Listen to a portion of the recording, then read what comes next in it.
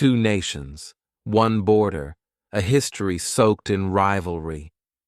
For decades, India and Pakistan stood on the edge of conflict, sometimes shouting, sometimes whispering, but never silent. Their story was written in ink, blood, and silence across the fields of Punjab, the peaks of Kashmir, and the hearts of millions. But in 2025, something changed. It started with a single shot, a convoy ambushed, a flag burned. Then came the air raids, the blackouts, the fire raining from the sky, and the world watched, paralyzed, as old wounds tore open and history repeated itself, louder and deadlier. This is the story of how the India-Pakistan War of 2025 began. Not with a declaration, but with a funeral. Chapter 1. A funeral in April. It was a quiet morning in Delhi. The sun was out, but not too bright. A soft wind moved the branches of the trees. Birds chirped, unaware of the silence among the people gathered in the graveyard. A small crowd stood around a fresh grave. Men in uniform, a few women in white saris. No one spoke much, no one smiled. The coffin had already been lowered. Flowers had been placed gently on top. A priest stood by, reading the final words. Ashes to ashes, dust to dust. His voice was calm, his tone was steady, but the pain in the air was heavy. At the front of the group stood an old man. His back was straight, his eyes were hard. He wore a black suit, but his military medals still shined on his chest. His name was Colonel Pratap Singh. He had served the army for over 30 years.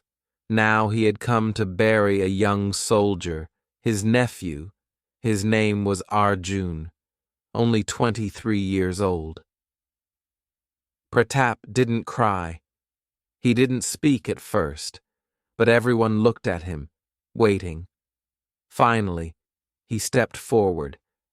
He looked down at the grave. "This is not just a death," he said. "This is a message." People shifted uncomfortably. Some looked down. A woman behind him let out a soft sob. The colonel continued. Arjun was part of something bigger. He was part of a mission that failed, a mission we were never supposed to talk about. People listened more closely now. They had heard whispers, but no one knew for sure. The government had said nothing. The news channels were quiet, but the silence had begun to feel strange. Now, standing at the grave, the truth began to leak out. Colonel Pratap looked around at the crowd. "We sent a team across the border, into Pakistan, a quiet operation, not to attack, just to observe. We had reason to believe something dangerous was being planned. But we were wrong.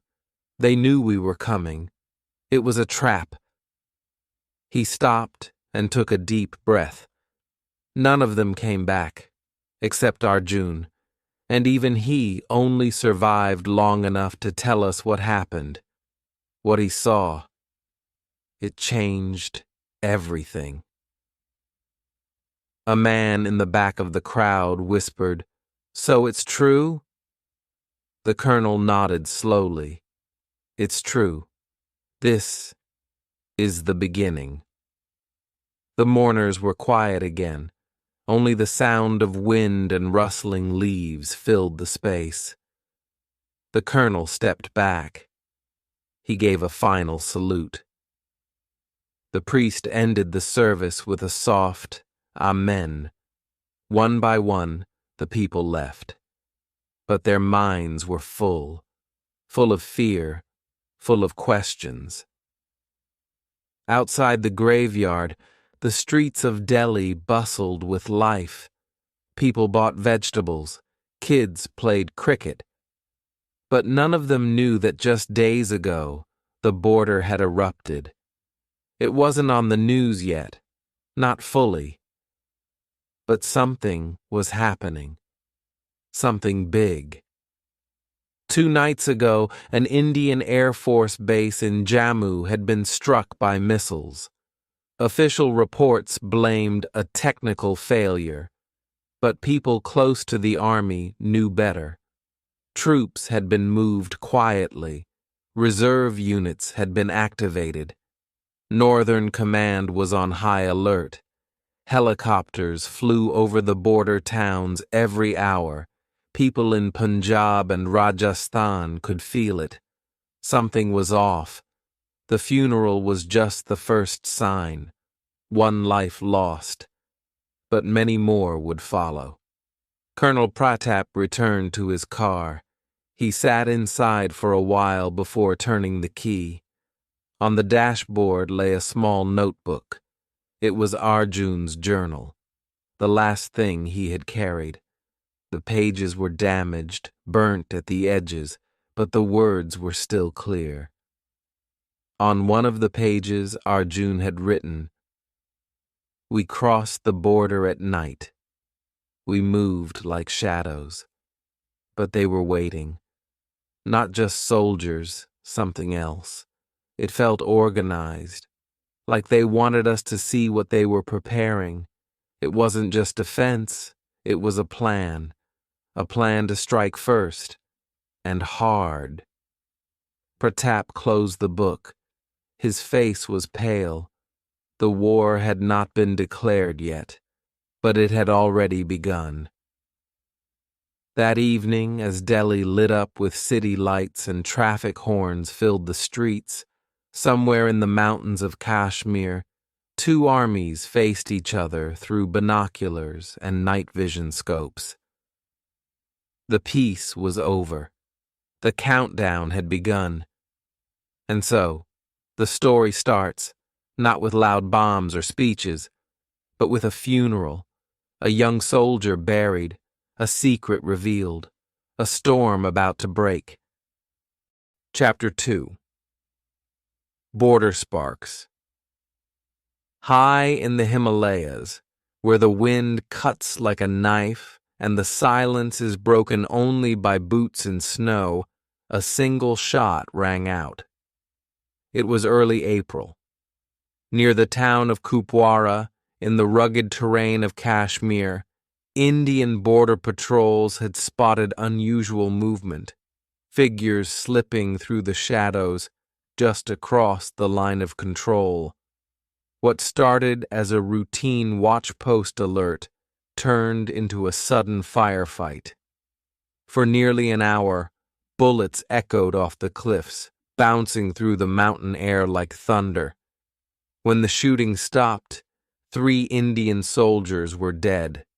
2 Pakistani troops were also reported killed. The snow turned red. And just like that, the spark had been lit. In Delhi, army commanders called it a planned infiltration. In Islamabad, officials claimed it was a misunderstanding provoked by Indian aggression. But on the ground, the truth was simpler. Lives had been lost, and the old scars of Kashmir had been torn open once more. The next day, Indian forces launched a search operation in the dense pine forests along the border. Helicopters hovered overhead.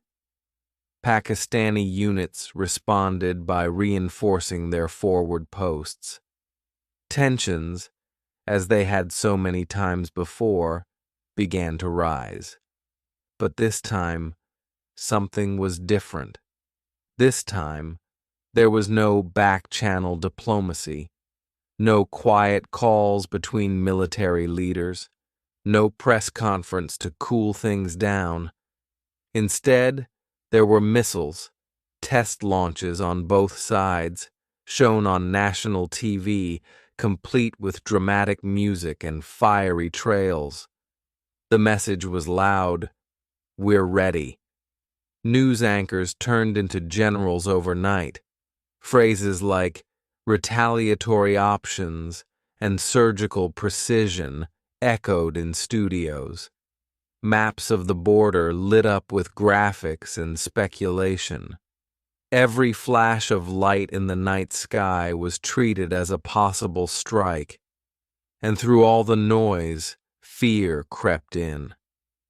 In cities like Chandigarh and Rawalpindi, sirens began to wail. Civil defense drills, long forgotten, were practiced again. Families cleared out basements. Children were told to pack emergency bags. Hospitals checked their disaster response plans.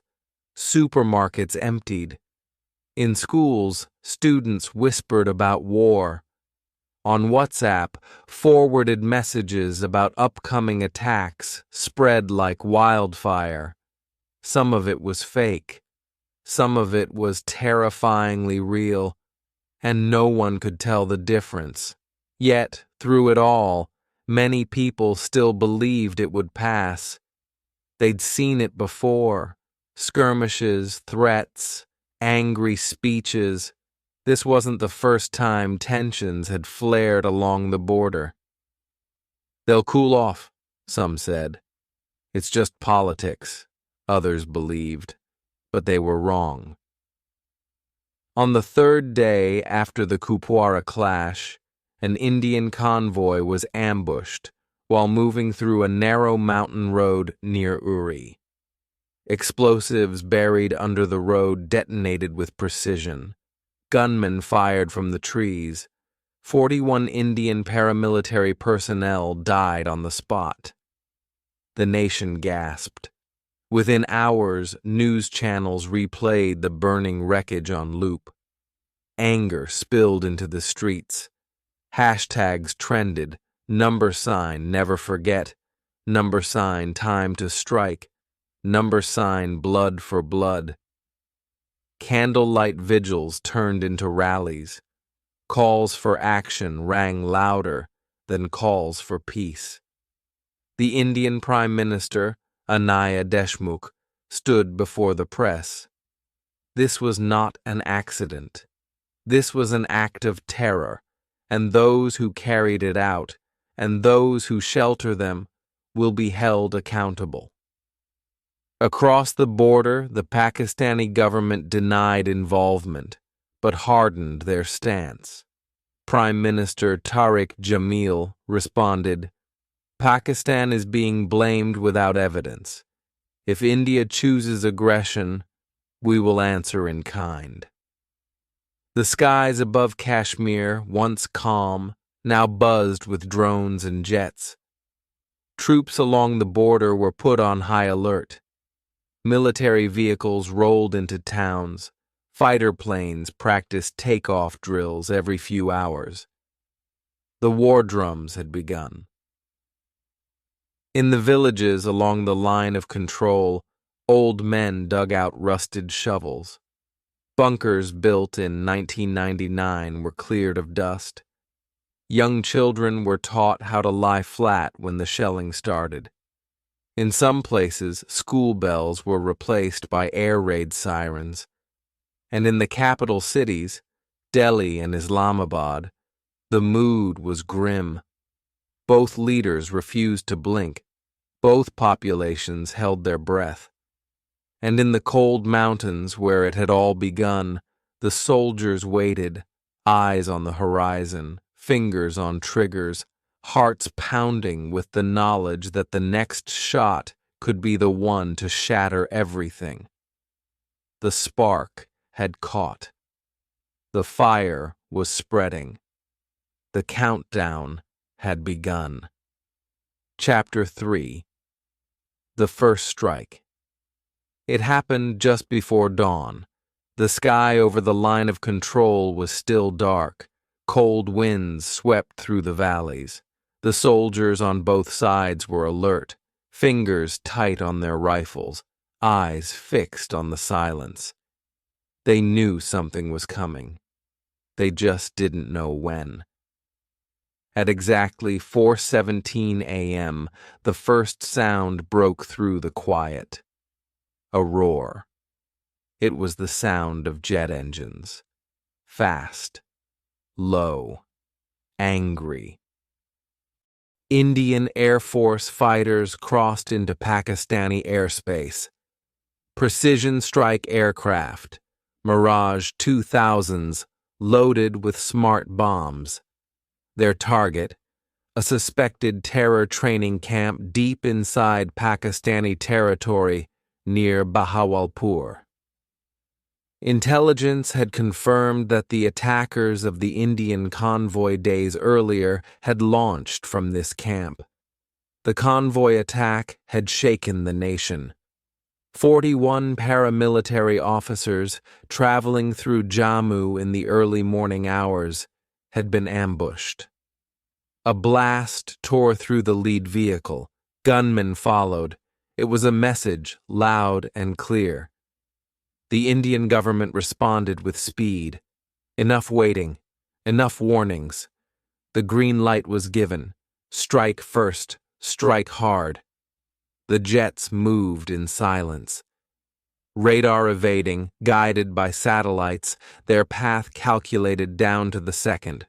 The bombs hit their targets with terrifying precision. 1, 2, 3 explosions. The ground shook. Fire lit up the sky. Surveillance drones captured everything.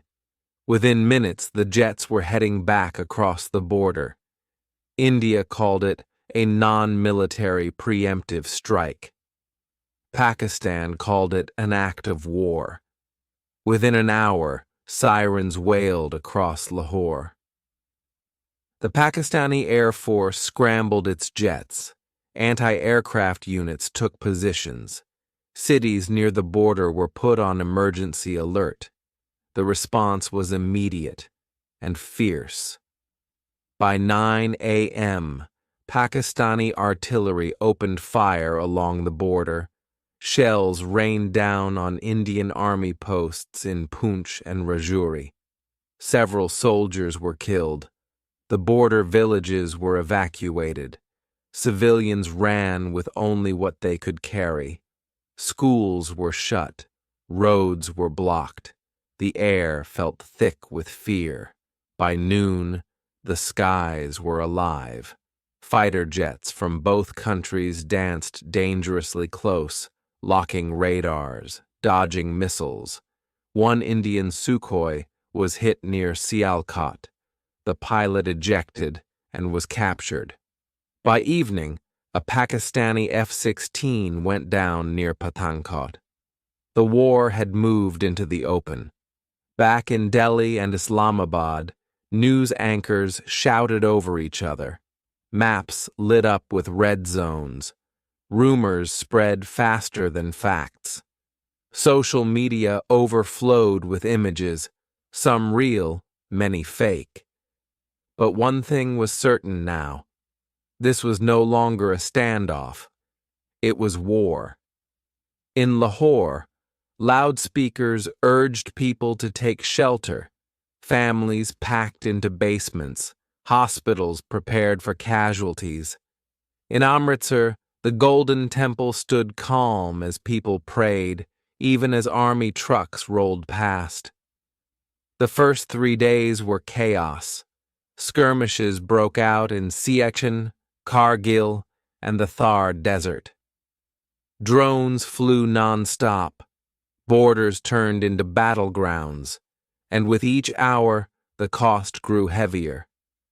By the end of the first week, more than 300 lives were lost.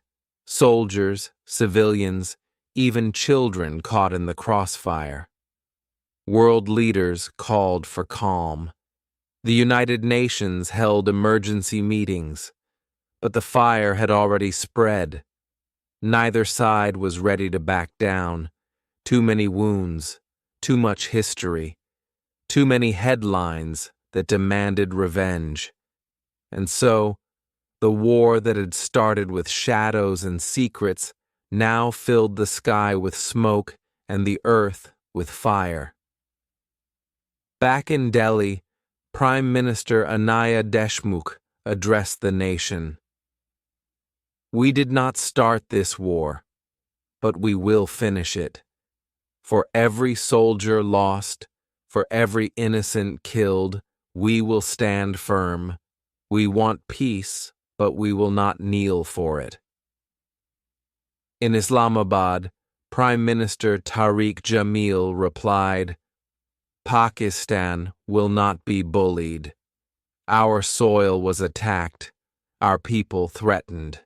We will defend ourselves with every force we have. 2 nations, 1 border, and now a battlefield." The war had begun, not with words, not with politics, but with bombs in the dark sky and smoke that refused to clear. Chapter 4: Global Reactions. The world woke up to chaos. Across every continent, headlines screamed the same message. India and Pakistan exchange strikes. War has begun. In New York, emergency meetings were called at the United Nations headquarters. Diplomats scrambled into rooms, their faces tight with anxiety. Behind closed doors, nations debated language. Should they call it a conflict, a war, or an emergency? While they argued over words, people on the ground were losing lives. By noon, the UN issued a statement. "We urge both parties to exercise maximum restraint. Dialogue is essential. Civilians must be protected." But the words felt hollow. The missiles didn't stop. In Washington, D.C., the President of the United States walked onto a podium, cameras flashing. His tone was firm but careful. "The United States is deeply concerned by the escalating hostilities between India and Pakistan. We urge immediate de-escalation and offer to mediate if requested." But there was no offer of troops, no announcement of intervention. The U.S. had just withdrawn from a long war overseas. It wasn't ready for another. In Beijing, the Chinese government remained silent. China, a close ally of Pakistan and a wary neighbor of India, held no press conference. Its army, however, was placed on heightened alert along the Ladakh border. Satellite images showed convoys moving through Tibet. Something was being prepared, though no one knew exactly what. Russia took a different approach. President Mikhail Sorokin invited delegations from both countries to Moscow for emergency talks. Russian foreign ministry officials were seen meeting quietly with Indian and Pakistani ambassadors. Nothing was disclosed publicly, but everyone knew Russia was trying to prevent the worst. Meanwhile, Europe froze. France condemned the violence. Germany urged for peace. The United Kingdom evacuated staff from its embassies in both Delhi and Islamabad. Civilian flights were canceled. Airspace across South Asia was declared dangerous. Oil prices surged. The stock markets trembled. The world feared what came next, because when 2 nuclear-armed nations go to war, the world doesn't just watch, it holds its breath. Social media, however, didn't hold back. Platforms were flooded with panic, propaganda, and lies. On one side, Indian influencers posted emotional videos, images of soldiers, national flags, and burning wreckage set to dramatic music. On the other side, Pakistani content creators shared footage of evacuations, angry speeches, and prayers for victory.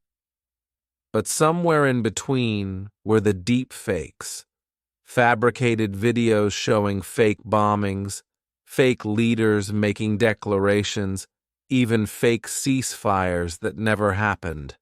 Hashtags trended every hour. Pray for Delhi. Stand with Kashmir. Stop the war. The internet became a battlefield of its own, where truth struggled to survive. In the chaos, foreign embassies shut their doors. Americans, Canadians, Australians, all urged their citizens to leave the region immediately. Roads to airports were jammed. Military escorts guarded evacuations. Some families left with only what they could carry. Others were trapped, unable to find a safe route. Humanitarian organizations issued warnings. If nuclear weapons are deployed, one UN analyst said, the death toll could be in the millions. Sanctions were discussed in European parliaments. Arms deals were suspended. Aid was redirected. But the machinery of diplomacy moved far too slowly to catch up with the speed of war. Back in Delhi, bunker construction surged. In Islamabad, lines formed at gas stations and grocery stores. Both countries braced for a long fight. The fear was no longer just about bombs or borders. It was about the unthinkable. At a NATO press briefing in Brussels, a single reporter asked the question everyone else was afraid to say out loud. If this escalates to nuclear war, what happens next? There was no answer, because even the most powerful nations in the world had no plan for what was unfolding. And as night fell again across South Asia, the skies lit up. Not with fireworks or celebrations, but with the distant glow of airstrikes. The world was watching. The world was warning. But the war didn't care. Chapter 5. The Cyber Front. While missiles lit the sky and soldiers marched on fractured earth, another war raged in silence. A war fought in the shadows of cyberspace. It began with a flicker. At exactly 3:17 a.m. on a Tuesday, Mumbai's stock exchange servers went dark. No alarms, no explosions, just silence. Investors around the world watched as billions in data vanished from screens. Within minutes, similar blackouts hit Karachi's banking networks. Customers couldn't withdraw cash. Cards stopped working. Chaos moved from the skies into the digital veins of both nations. This wasn't a coincidence. It was the cyber front. Hackers, some working under military commands, others claiming allegiance to anonymous global groups, had begun an invisible siege. It was not limited to government systems. Hospitals, airports, traffic lights, even grocery supply chains, everything was now a target. In Delhi, a major power grid failed, plunging entire neighborhoods into darkness. Trains stalled on tracks. Emergency responders lost radio signals. Panic followed. In Lahore, a children's hospital lost access to its database. Doctors couldn't track patients. Life-saving machines froze mid-operation. In the hours it took to reboot the system, 3 children died. No bomb had fallen there. No gun had been fired. But the casualties were real. The cyber war escalated faster than any airstrike. Firewalls crumbled. Encryption keys were stolen. Ransomware attacks paralyzed entire cities. Social media platforms were overrun with fake alerts. evacuation orders that weren't real, threats of incoming attacks that never came. People didn't know what to believe anymore, and that was the point. Confusion became a weapon. India blamed a covert Pakistani cyber unit. Pakistan blamed Indian intelligence agencies. But somewhere between the digital skirmishes, a third shadow emerged. Outsiders. Anonymous accounts, neither Indian nor Pakistani, joined the assault. Some came from Eastern Europe. Others traced back to rogue entities in the Middle East. A few even operated from Western democracies, hidden behind 7 layers of proxies. They claimed no allegiance. Their only goal was destruction and disruption. "We fight for no flag," read a post from one such group, "but we will make your systems bleed." In Islamabad, airport radar systems glitched, causing several flights to turn back mid-air. In Bangalore, water treatment facilities failed for 6 hours, creating a temporary shortage across an entire district. These weren't just inconveniences. They were acts of war, modern and merciless. Meanwhile, citizens became soldiers. Teenagers with laptops launched denial-of-service attacks from their bedrooms. Discord servers turned into war rooms. Telegram channels shared tutorials on how to breach public servers. In a matter of days, thousands of amateur hackers across both countries joined the conflict, not for patriotism, but for pride, for power, or for vengeance. The line between military and civilian had completely disappeared. The internet was weaponized.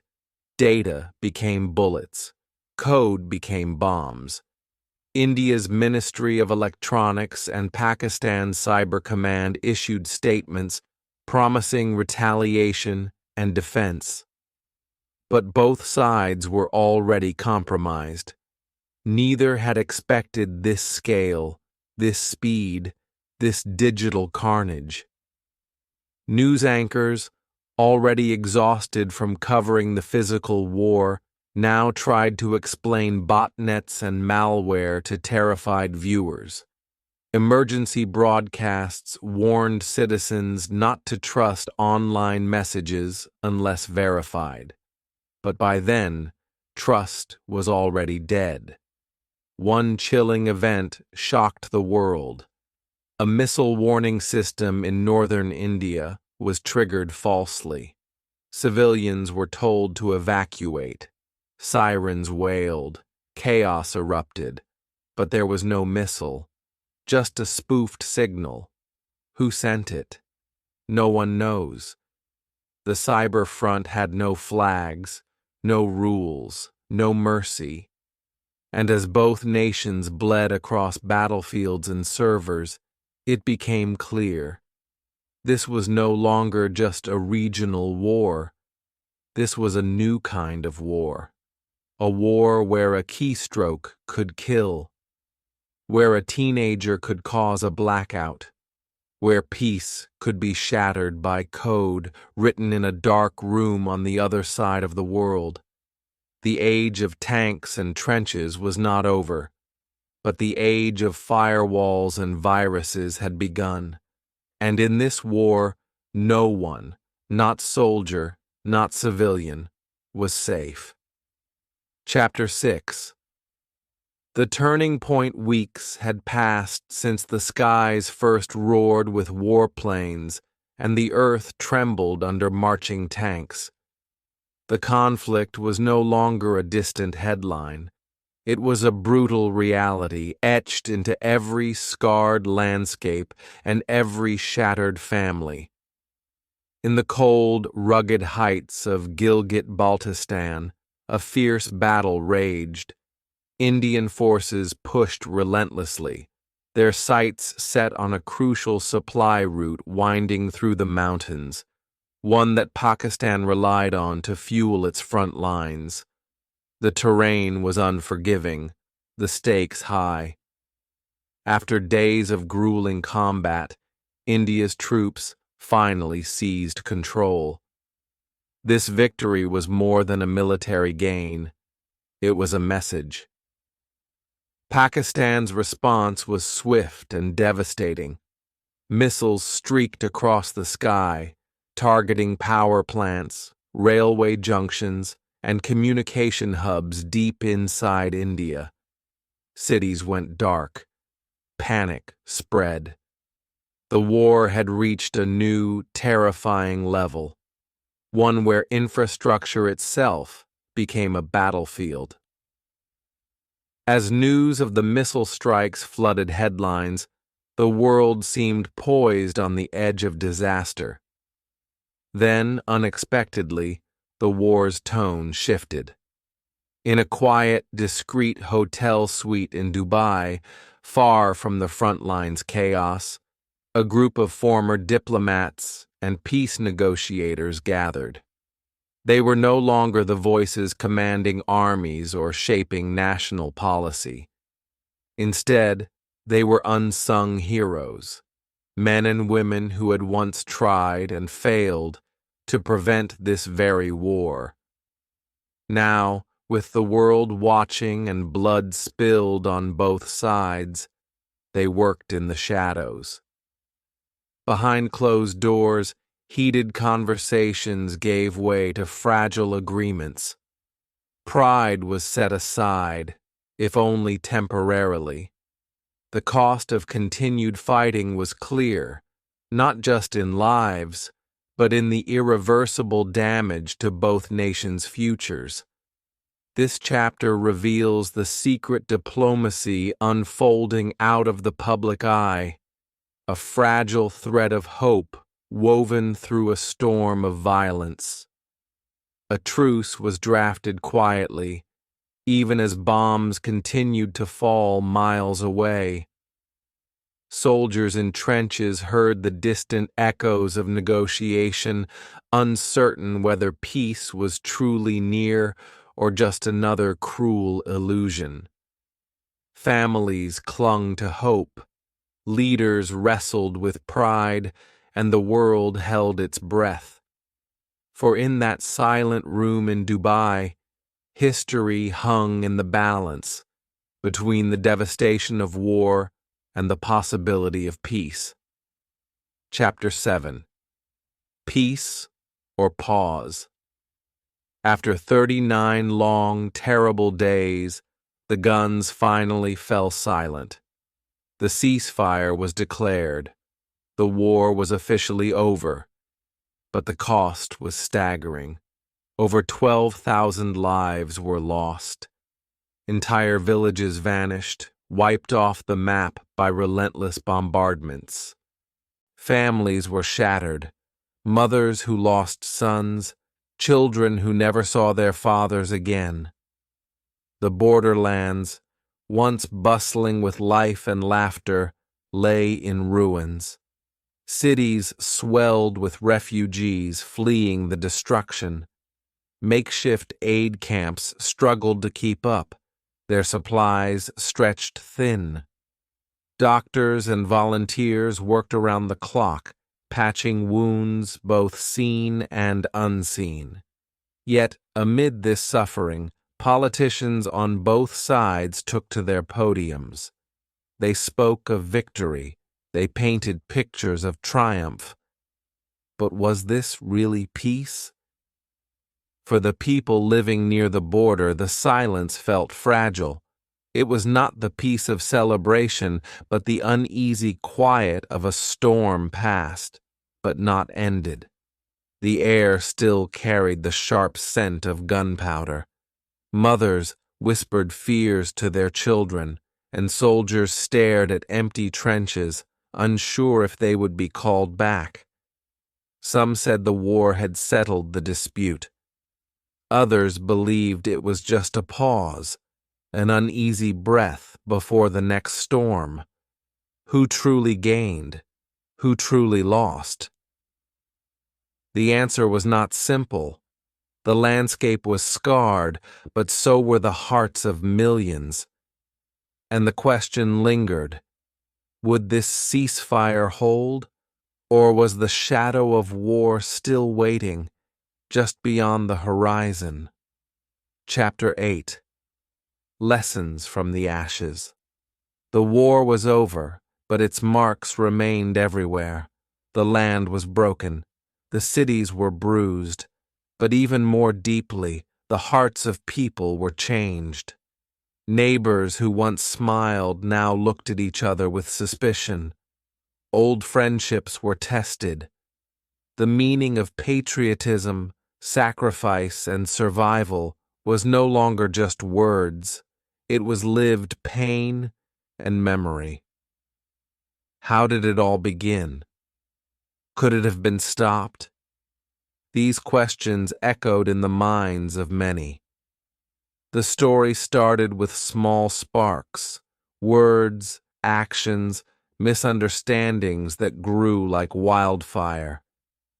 The conflict was more than just borders and politics. It was about fear, pride, and history tangled in a cycle that seemed never-ending. Through the stories of soldiers, families, and strangers touched by the war, we see the true cost. A mother who lost her son at the front. A young soldier who dreamed of peace but found only battle. An old man who watched his village disappear beneath smoke and fire. We return to the quiet cemetery from where the story began. The grave of the young soldier, laid to rest on that sunny day in April, reminds us of the price paid. The silence there is heavy, not empty, but filled with memories and warnings. The final words are a call for peace and understanding, for the next time when tensions rise, for people to choose dialogue over destruction, because the next war may not leave anyone behind to tell the story. We must learn from the ashes. We must build bridges, not walls. And remember, peace is not just the absence of war, but the presence of hope.